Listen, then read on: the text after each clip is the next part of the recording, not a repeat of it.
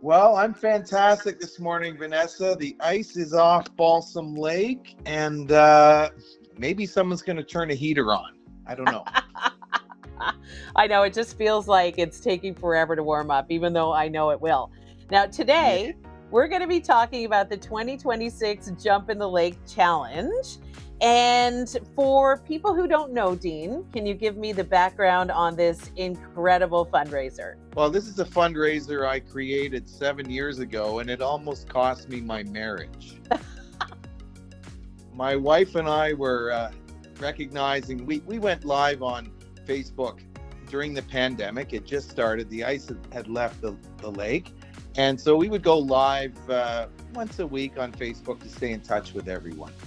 And then I realized our food bank was really suffering at that time, and the need was great. And I thought, what the heck could I do here? So I said, well, why don't we try this? So I went down to the dock, filmed ourselves, and I said, look, if we can raise $500, I'll jump in that ice cold water. And then I said, if we can raise 1,000, my wife Jennifer will join me. Well, she had no idea that was going to be part of the script, and she nearly pushed me off the dock at that moment. Anyhow, word got around, and all of a sudden, people around the lake and the other lakes said, "What a great idea! We want to participate." And so that first year, we raised almost $15,000 for the Coboconk Area Food Bank. That is just incredible. It was just thrilling. And then since then, the next year, the Summit Wellness Center in Coboconk, plans are underway to get that going. And so we said, why don't we dedicate the next year's jump to the Summit Wellness Center? Well, I think that year we raised almost $60,000 and created a bunch of awareness. And now it's come full circle. The next couple of years in the Jump in the Lake, we went back to the food bank. But now with the soon to be opened Wellness Center in late June, early July, we are dedicating fundraising to that venture. And in the Summit Wellness Center, we're going to have community rooms, and that's for community to come together. And so we need furnishings, audio, video equipment, that sort of thing. So that's the dedication this year for all fundraising. And when is the 2026 Jump in the Lake Challenge? It's coming up. It's Saturday, May the 2nd. And so we've kept it similar to the pandemic times where people, remember, we couldn't all gather like a polar plunge sort of thing. So everyone's going to jump in off their own docks or wherever, film it, put it on Facebook, and that's proof to all the donors that, in fact, you actually did jump in. And I've got to add, I think this one might be the coldest one yet, Vanessa. The ice just left the lake. Like, oh. You know, it's funny because when I look at the date, I'm just like, I'm not sure if we're ready.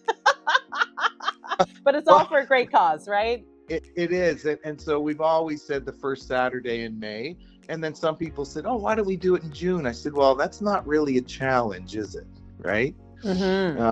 But the fantastic thing about this event is that since we started 6 years ago, it's raised over $200,000 for the local community.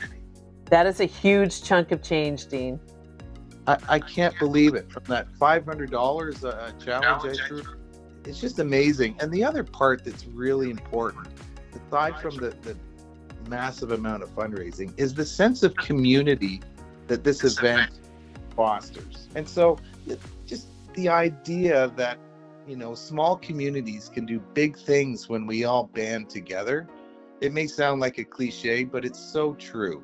And, this year we have over 10 participants. No, actually 12 so far. We're at $8,000 towards our $20,000 goal.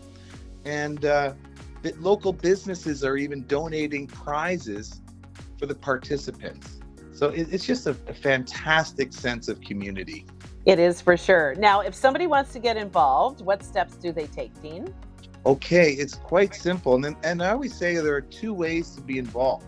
One is to take the plunge yourself, or to support someone who's plunging on your behalf. All the information is at the website kawarthalakeside.com. And is there anything else you want to add? Anybody you want to thank? I want to thank all the brave participants, and especially Jennifer Wilson.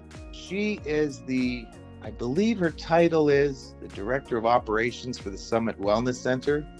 She's just been a tireless force for this fantastic facility, and she's jumping in again. So, yes, hats off to Jennifer Wilson. Perfect. Well, I appreciate your time today, and I love how much money has been raised over the years, and I love how the community gets together, Dean, and I just love that it's probably a tradition now for a lot of people. But you know what it is, and we had a little pre-event party at the Riverside Inn in Norland last week, and the owner there, Vicky, says, "I've already got ideas for next year," and I'm like, "Oh, this is incredible! This could go on for years." Awesome. Okay, thank you. I appreciate your time today. Thank you, Vanessa.